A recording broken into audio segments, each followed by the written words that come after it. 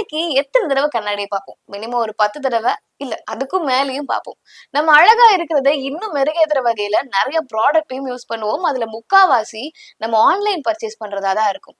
நான் இன்னைக்கு சொல்லப் போற கதை கூட பியூட்டி சம்மந்தப்பட்ட ஒரு ப்ராடக்ட்ட பத்தி தான். இவங்களோட மோட்டோ கூட "யுவர் பியூட்டி அவர் பேஷன்". 1000க்கும் மேல உள்ள பிராண்ட்ஸ் இவங்க கிட்ட இப்போ இருக்கு. ஓவர் 100 பிசிக்கல் ஸ்டோர்ஸ் இவங்க கிட்ட இருக்கு. ஏதாச்சும் ஒரு ஆஃபர் குடுத்து நம்மள எப்பயுமே என்கேஜிங்கா வச்சுப்பாங்க. நம்மளையும் ஒரு ஃபேஷன் ஃப்ரீக்கா மாத்திருக்காங்க அப்படின்னே சொல்லலாம். சோ இன்னைக்கு ஸ்டார்ட் அப் கதைகள்ல பார்க்க போறது நைகா பத்தி தான். 1963 தான் இந்த ரெவல்யூஷனிஸ்ட் ஃபால்குனி நாயர் பிறக்குறாங்க. அவங்க ஒரு பிசினஸ் ஃபேமிலில தான் பிறக்குறாங்க. அவங்களோட யங் ஏஜ்லயே அவங்க அப்பா கிட்ட ஸ்டாக் மார்க்கெட்டையும் கத்துக்க ஆரம்பிக்கிறாங்க. கொஞ்ச நாளைக்கு அப்புறம் அவங்க அப்பாவே அவங்க கிட்ட அதுல சஜஷன் கேட்கிற அளவுக்கு அதுல இன்ட்ரெஸ்டையும் நாலேஜையும் வளர்த்துக்கிறாங்க. ஃபால்குனி அவங்க எம்பிஏ ஐஐஎம் அகமதாபாத்ல தான் பண்றாங்க. கிராஜுவேஷனுக்கு அப்புறம் கோட்டாக் மஹேந்திரால தான் அவங்களோட கெரியரையும் டெவலப் பண்ண ஆரம்பிக்கிறாங்க. அதுக்கப்புறம் கொஞ்ச நாள்ல அவங்க மேரேஜும் பண்ணிக்கிறாங்க. அதுவும் ஒரு பிசினஸ் மேன். சஞ்சய் நாயர் அப்படின்றவரை லவ் பண்ணி மேரேஜ் பண்ணிக்கிறாங்க. இந்த லவ் ஸ்டோரி அவங்களோட காலேஜ் டேஸ்ல இருந்தே ஸ்டார்ட் ஆக ஆரம்பிக்குது. பொதுவா மேரேஜ் பண்ணிட்டா பொண்ணுங்களுக்கு அந்த கரியர் முடிஞ்சிரும் அப்படின்னு சொல்லுவாங்க. ஆனா இந்த கதை அப்பதான் ஆரம்பிக்குது. சஞ்சய் அவரோட கம்பெனியோட டெவலப்மெண்ட்காக all over the world travel பண்ணிட்டே இருப்பாரு. சோ அவங்களோட சேர்ந்து ஃபால்குனியும் எக்ஸ்ப்ளோர் பண்ண ஆரம்பிச்சாங்க. அப்பதான் ஒண்ணு நோட்டீஸ் பண்ணாங்க. நேஷனல் லெவல்ல டிராவல் பண்ணிக்கிட்டு இருக்கும் போது பியூட்டி ப்ராடக்ட்ஸோட இன்ட்ரெஸ்ட் வந்து மக்கள்கிட்ட ரொம்ப அதிகமாவே இருந்துச்சு. சோ தட் இது யூஸ் பண்றதுனால அவங்க ரொம்ப நல்லா அழகாக்கிக்கலாம் அப்படின்ற மாதிரி ஒரு எண்ணமும் மக்களிடையே இருந்துச்சு. ஆனா இந்தியால இதுக்குன்னு செப்பரேட்டா ஒரு பியூட்டி ஷாப் எங்கேயுமே இல்ல. ஸ்பெசிபிக்கான ப்ராடக்ட்டா அவங்க எங்கேயுமே ஓபன் பண்ணதும் இல்ல.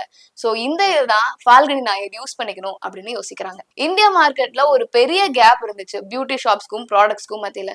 ஃபால்குனியோட ஐடியாவே அவங்க ஆன்லைன்ல பர்ச்சேஸ் பண்ணி அதை ஒரு ஸ்டார்ட் அப்பா ஆரம்பிக்கணும் தான். சோ அதுதான் இப்போ ஆல் ஓவர் த வேர்ல்ட்ல நைகாவா இருக்குது. மீன்வைல் அவங்க கெரியர்ல ஒரு பெரிய ஆப்பர்ச்சுனிட்டி வருது. கோட்டாக் மஹேந்திராவோட மேனேஜிங் டைரக்டர் ஆகிற ஆப்பர்ச்சுனிட்டி. ஃபால்குனி ஒரு லெஜெண்ட்னே சொல்லலாம் டிசைட் பண்றதுல. ஏன்னா அவங்க கெரியரோட சக்சஸுக்காக எந்த எல்லைக்கும் போற அளவுக்கு ஃபால்குனி நாயர் டிசைட் பண்ணாங்க. அந்த ஆஃபரையும் அவங்க அக்செப்ட் பண்ணிட்டாங்க. அதே மாதிரி அவங்களோட சைட்ல அவங்களோட ட்ரீம் ப்ராஜெக்டாகவும் ஒர்க் பண்ண ஆரம்பிச்சாங்க. பியூட்டி ப்ராடக்டா யூஸ் பண்ற கம்பெனி தான்.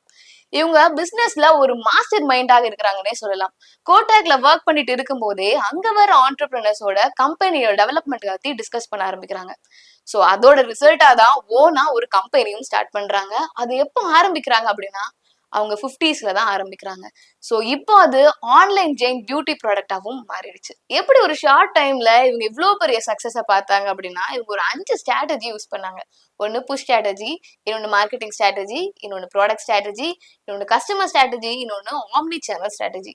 இதுல முக்கியமா நைகா ஷார்ட் டைம்ல ரீச் ஆக ஹெல்ப் பண்ண ஸ்ட்ராட்டஜி என்னன்னா மார்க்கெட்டிங் ஸ்ட்ராட்டஜி தான். ஆடியன்ஸை எப்பயுமே ரொம்ப என்கேஜிங்கா வச்சிருப்பாங்க. ஃபேஸ்புக்கா இருக்கட்டும், ட்விட்டர்ஸா இருக்கட்டும், எந்த சோசியல் மீடியாவை எடுத்துக்கிட்டாலும் இவங்க ரொம்ப என்கேஜிங்கா அவங்க ஆடியன்ஸை வச்சுட்டாங்க. ஃபால்குனி என்னதான் ஒரு ரிச் ஃபேமிலி பேக்ரவுண்ட்ல இருந்தாலும் பிசினஸ் ஃபேமிலி பேக்ரவுண்ட்ல இருந்தாலும் அவங்க பிசினஸ்ல நிறைய ஸ்ட்ரகிள்ஸையும் சந்திச்சாங்க. ஸ்டார்டிங்ல அவங்க நிறைய ஸ்ட்ரகிள்ஸ் ஃபேஸ் பண்ணாங்க. என்னன்னா டீம் பில்ட் பண்றதுல அவங்க ரொம்ப கஷ்டப்பட்டாங்கன்னு சொல்லலாம். நிறைய ஃபெயிலியர்ஸையும் அவங்க சந்திச்சாங்க. இன்டர்நேஷனல் ப்ராடக்ட்ஸோட நைக்காக காம்படிஷன் இருந்துச்சு. இதுல இந்தியன் கஸ்டமர்ஸ் எல்லாம் அவங்களோட ட்ரஸ்டையும் கெயின் பண்ண ஆரம்பிச்சாங்க. இந்த 3 தான் இவங்க ரொம்ப ஸ்ட்ரகிள் ஃபேஸ் பண்ண காரணமாகவும் இருந்துச்சு. ஆனாலும் அவங்க ட்ரீமை நோக்கி நகர்றதுக்கு ரொம்ப முக்கியமாகவும் இருந்துச்சு. இவங்க age is just a number அப்படின்றதையும் ப்ரூவ் பண்ணாங்க. ஏன்னா இந்த கம்பெனி இவங்க ஆரம்பிக்கும் போது இவங்களோட வயசு 50.